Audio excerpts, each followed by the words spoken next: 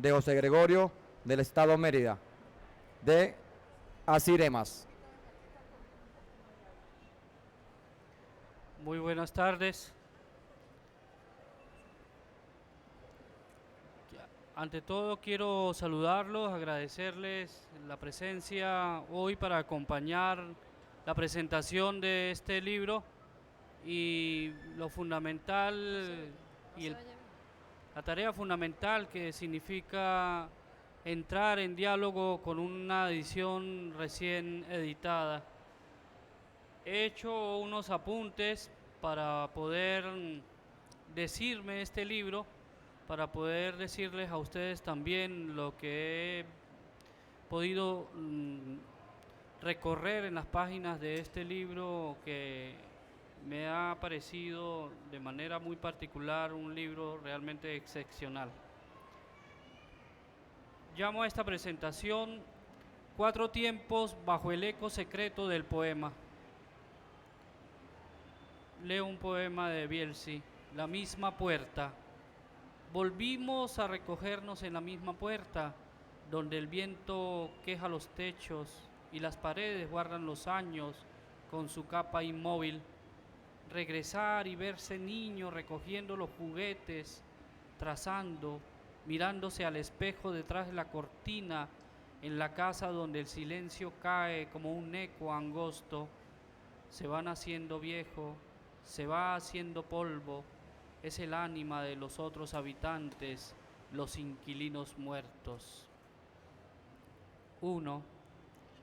La poesía aquí, en este mandato de puertas, está hecha de hendiduras, de mapas secretos, de gestos tenues y dolorosos, de pasos confusos y delirantes melodías que golpean cada palabra en un viaje íntimo, en un viaje que comienza en 2005, en apariencia, porque todos sabemos que viene de tiempo en tiempo, que la palabra se va mudando, que todo revés se hace propio, que toda memoria, todo gesto de nuestros mayores se adviene en el silencio más inexorable, que también nos comunica y nos devuelve a esto que somos, a esto que hemos sido, a esto que seremos a fuerza de destinos.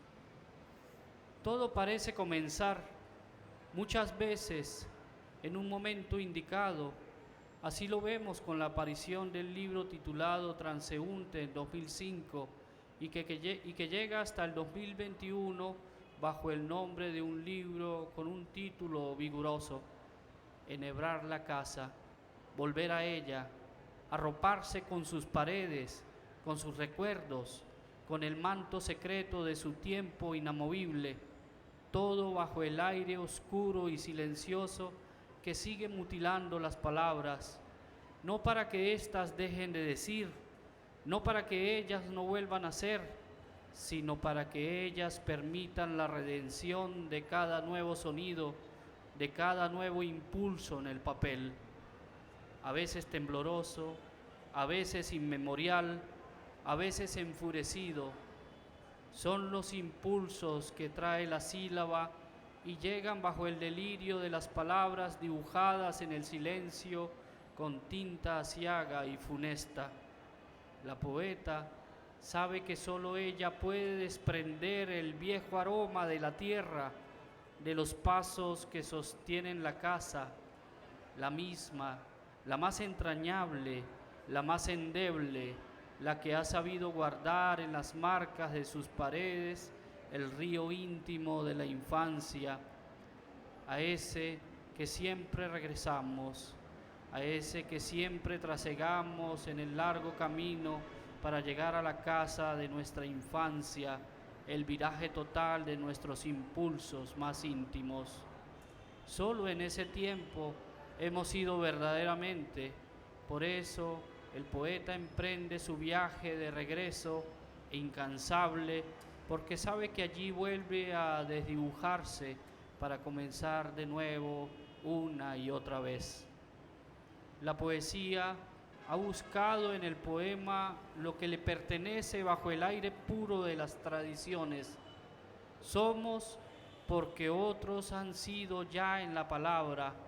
Somos porque hemos escuchado algo de esos sonidos que regresan. Somos porque vamos descubriendo la sencillez del lenguaje y su revés, la impostura de las manchas en las palabras y el brillo secreto del papel que las aloja en la zona más vulnerable de la memoria.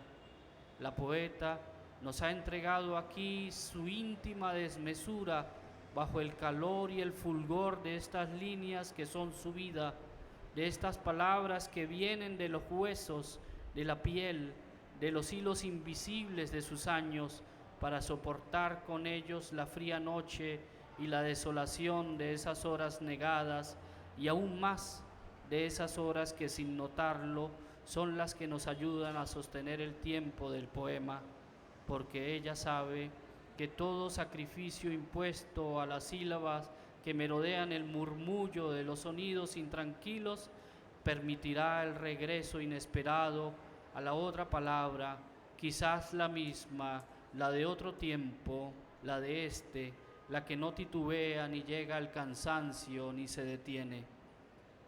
Es el viaje otro por el Aqueronte, porque toda entrega nos lleva en la barca que mece nuestros temores.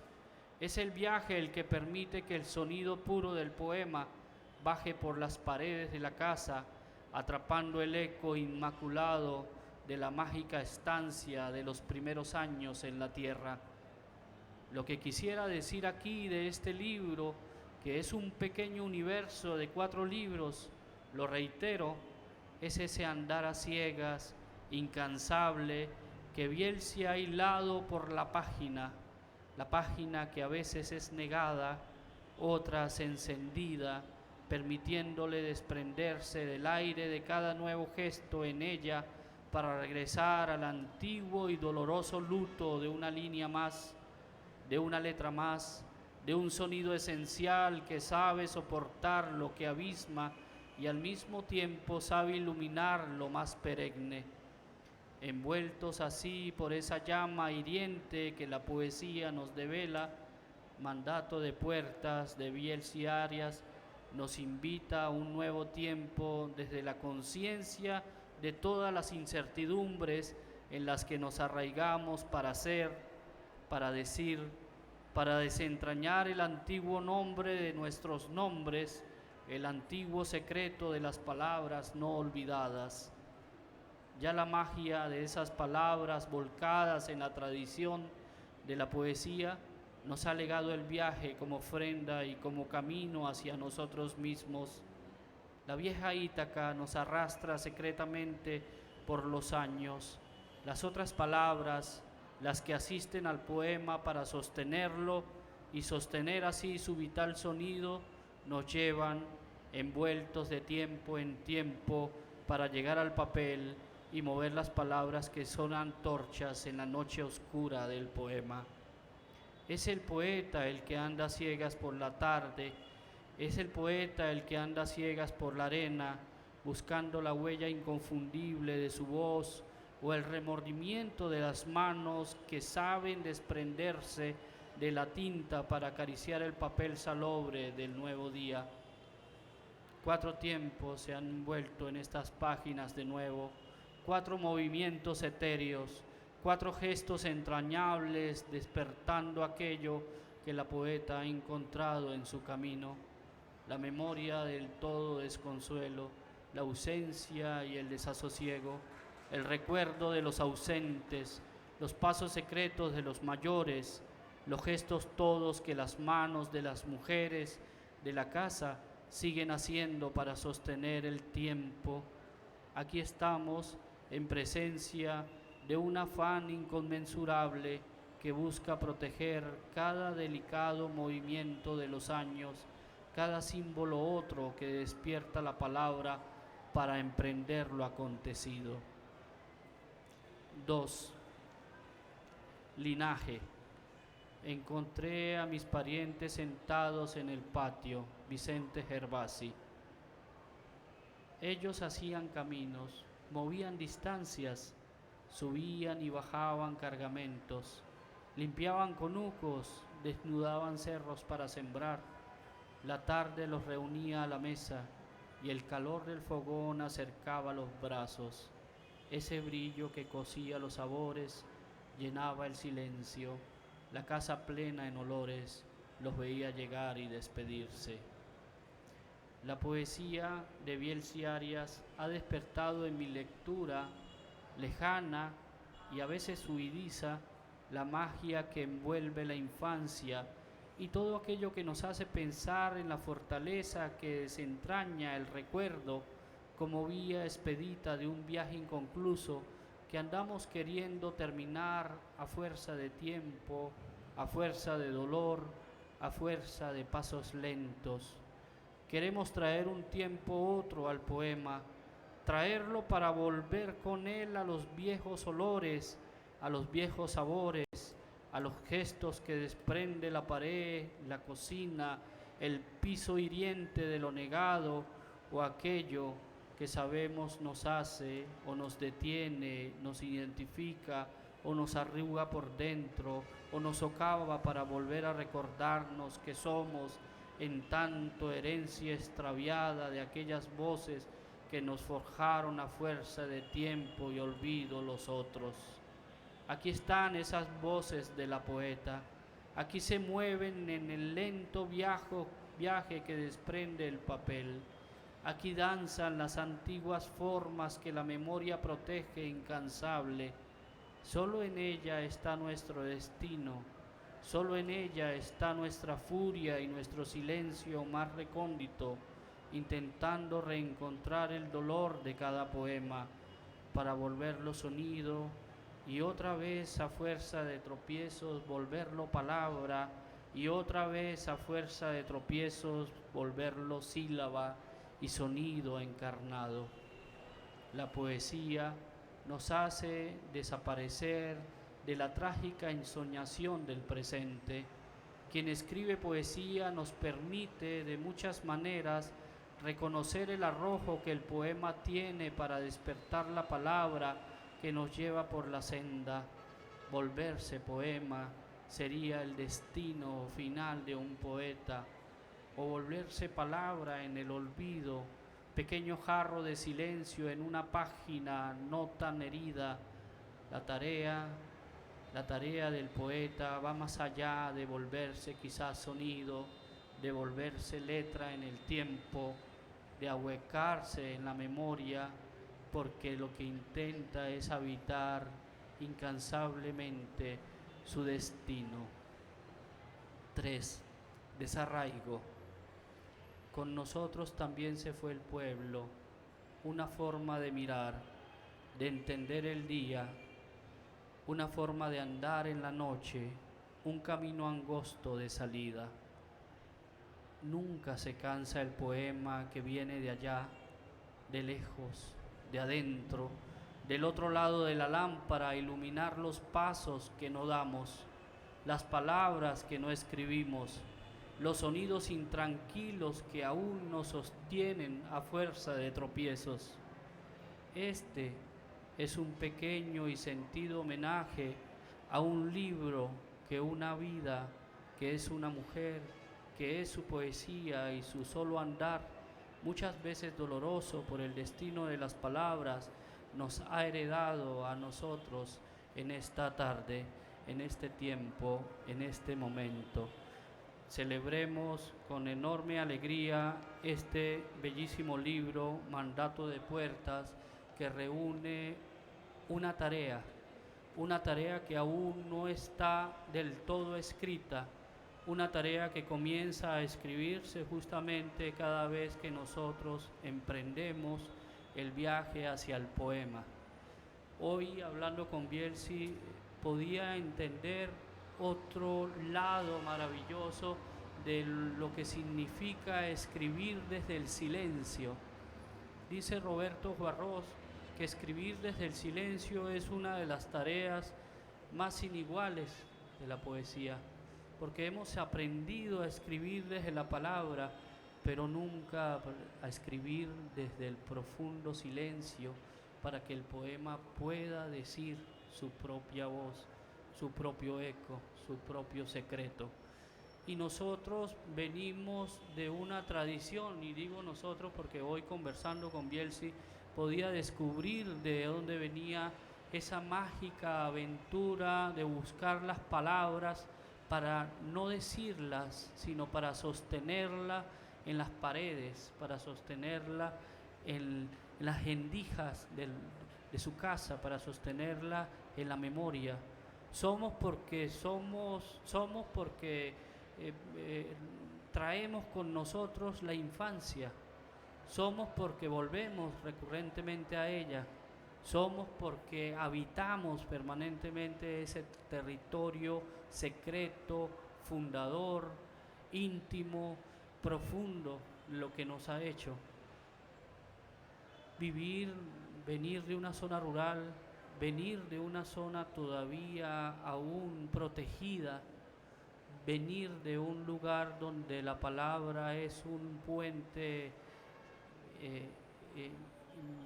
profundo para poder comunicarse, es una especie de regalo que la poesía de Bielsi nos ofrenda. Nosotros venimos de ese lado de un lenguaje precario. Yo vengo de una aldea donde muy tardíamente llegó la luz, ya muy tarde. Entonces nosotros disfrutábamos, por supuesto, la noche, el misterio nocturno, la soledad, la afrenta, el misterio, el sonido otro que la noche nos alberga. Y eso es lo que de alguna forma uno intenta recoger, guardar, proteger en las páginas de sus libros. Yo quisiera que Bielsi no solamente nos leyera, sino nos hablara de eso que ha heredado, de ese mundo que ha recibido como herencia, de ese mundo que ha recibido bajo otras palabras, bajo otros signos, bajo otras formas, y lo ha vuelto poema y lo ha vuelto extraordinariamente este bello libro. Muchísimas gracias por acompañarnos. Voy a dejarle la palabra a Bielsi para que sea ella la que nos guíe en este tiempo que nos queda. Gracias.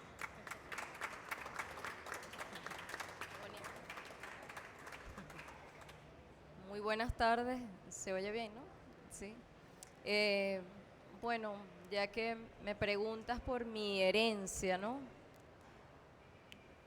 Posiblemente cuando la gente lee mis libros, puede pensar que mi poesía es una poesía autobiográfica, ¿no? Porque inevitablemente yo hablo de una memoria familiar, pero realmente yo nunca me propuse escribir una memoria autobiográfica, sino que cuando yo comencé a escribir, debo confesar que escribía muy mal.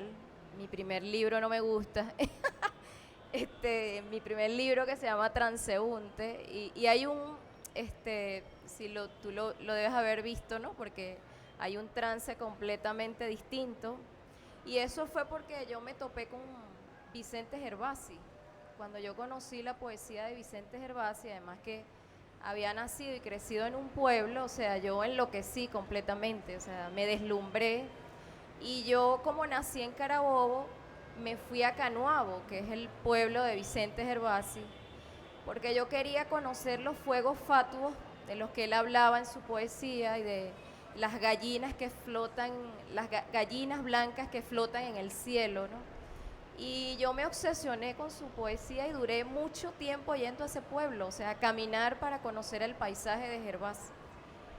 Y luego que leí a Gervasi, leí Pedro Páramo, y bueno, desde allí hasta hoy no paré, pues, o sea, y desde allí entonces comencé a buscar, porque esas lecturas me llevaron como con una tradición de la poesía venezolana que habla con el paisaje, donde está Antonio, donde está Ana Enriqueta Terán, donde está Enriqueta Arbelo Larriba, ¿no? Entonces me fui encontrando con toda esa tradición que me trajo hasta aquí a hacer posible escribir esto, ¿no? Por supuesto que yo hablo de una memoria familiar, pero luego también comprendí que eso no era nada más una memoria familiar, sino que era la historia de este país, que es la historia del siglo XX, o sea, como un poco lo que trataba de explicar en la reseña que hice para el libro de Freddy, En otra tierra, porque digamos que una de las tragedias de este país es que nosotros fuimos forzados, así como mis abuelos, que eran unos campesinos, y bueno, tenían tierras y en un momento tuvieron que abandonarlo todo e irse a la ciudad porque sencillamente no había posibilidad de producir en el campo. Y todo eso, bueno, empujado por el boom de la Venezuela petrolera, ¿no? La gente tuvo que mudarse a esos centros de concentración económica y todos venimos de allí, ¿no? De ese pasado rural reciente. Y yo lo que intento es, si yo vuelvo a mi pueblo, a mi aldea, quizás un poco, ciertamente desde una nostalgia, pero también como tratando de visibilizar esa pequeña, la heroicidad cotidiana de la gente, ¿no? Que eso no ha cambiado. En este siglo eso no, sigue siendo igual, o sea, todas las cosas que la gente hace para salir a trabajar, para estudiar, que creo que lo viven todas las personas que viven en las zonas rurales de este país.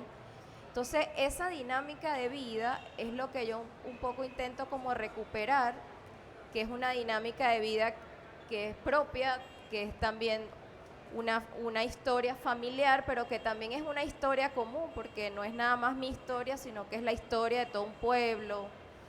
Y bueno, allí, por supuesto, además de la nostalgia, también celebro el paisaje.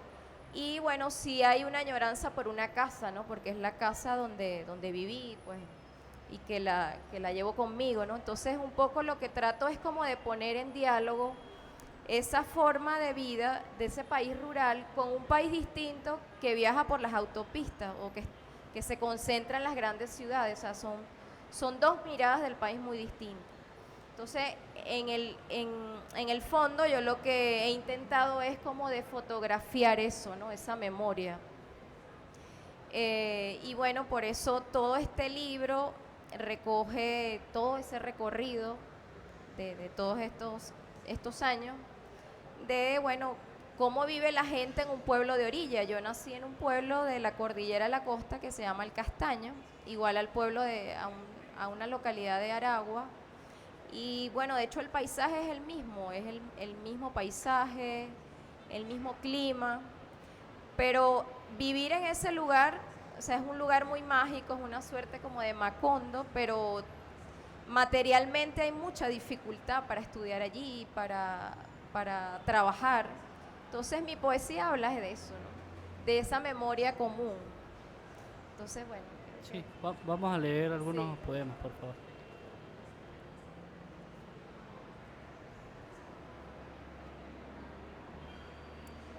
Bueno, voy a comenzar con este que se llama El Castaño. Mi pueblo era un camino de tierra largo que terminaba en la montaña. De lado, los techos de zinc. De lado, las paredes de barro desmayándose y ellos en el mismo polvo caminando.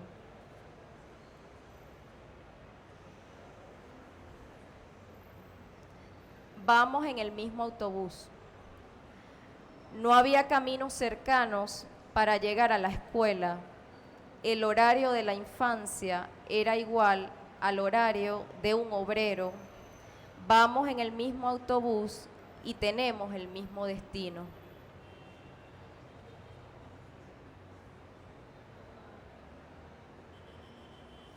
Ocaso, la tarde baja del cerro y entra a la casa. Mi madre recoge el día en los tendederos. Yo cuento las palomas que bajan al patio de Antonio Márquez. El pueblo se queda quieto con la noche y cierra sus puertas.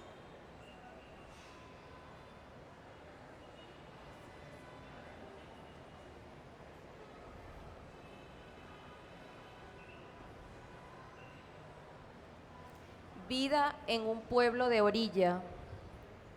Yo fui esa montaña frente al día, la verde sequía de los camburales, el color de las hojas de mayo, el amarillo de las flores en los árboles, el blanco trayecto de la distancia. Yo fui la peinada crineja de los cerros plantíos, el canto atrás del burro, el lento pasar del campesino con su saco y su machete, ese largo silencio de los pasos que interrumpe las aves, alzan vuelo por las tardes, ocupan el patio vecino, una placita llena de chimó, aguardiente claro en los velorios. Yo venía por todos los caminos, rastrillando las hojas secas.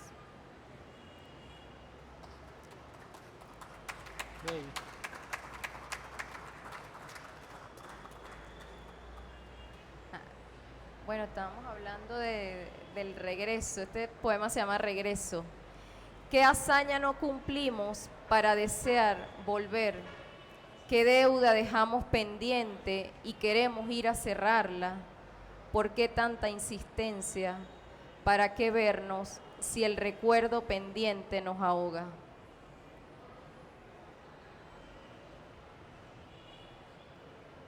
Lleva el camino. Alguien pasa a nuestro lado, lleva el camino en su paso lento, levanta el día, se sostiene a un machete hediondo, a madera recién cortada, deja el sombrero colgado para descansar en el respiro, detiene el aliento en medio de tanta lejanía.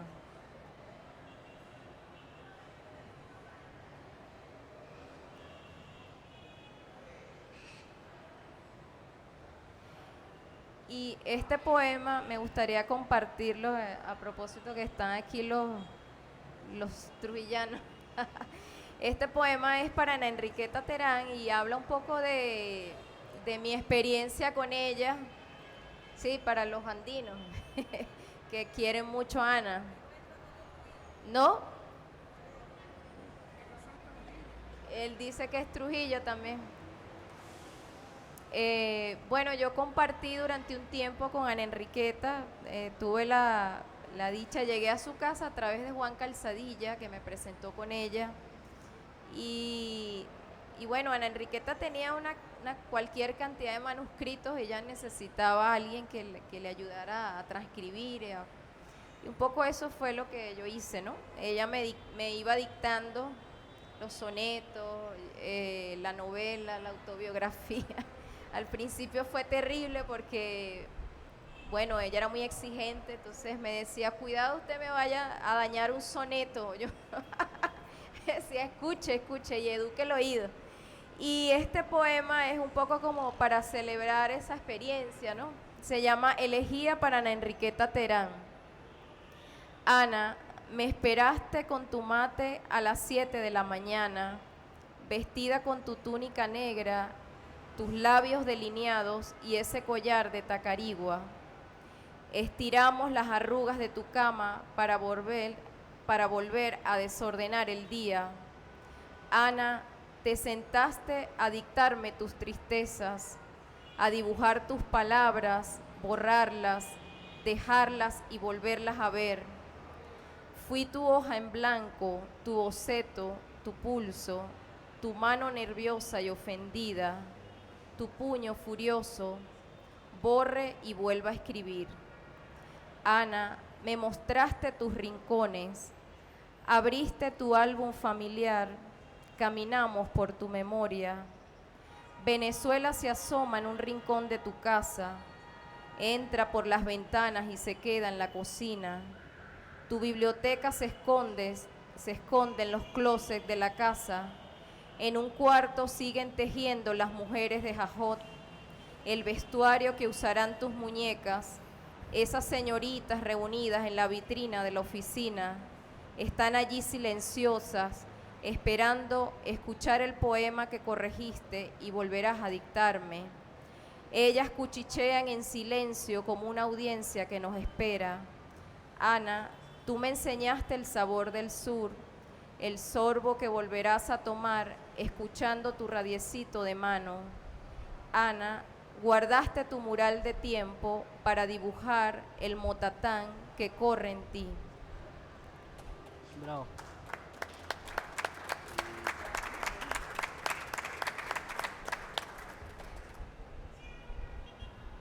Y bueno, para cerrar, que se lo dediqué a una vecina de la infancia, que era la señora Rosa. Rosa María estaba escondida entre el hollín de la cocina y las brasas ardiendo en sus ojos. Su voz salía del humo para no perderse en la noche. No conocía la luz del patio, excepto para entregar las arepas y el café a la cola de niños que le tocaba sus puertas. Bravo. Como vemos, la presentación de un libro no es sino una enorme posibilidad para entrar en ese universo otro de un poeta, de una mujer que ha hecho con su palabra volver a tejer, a entretejer, a deshilvanar, a construir un mundo, a construir una casa de nuevo con un poema, a volver a permitirnos entrar en ella, a recorrerla, a escucharla, a volverla a tener presente, y a su vez nos permite ir a esa memoria otra que está en el poema y por debajo del poema, que no es sino la tradición de lo que somos y de lo que nos enseña a seguir siendo.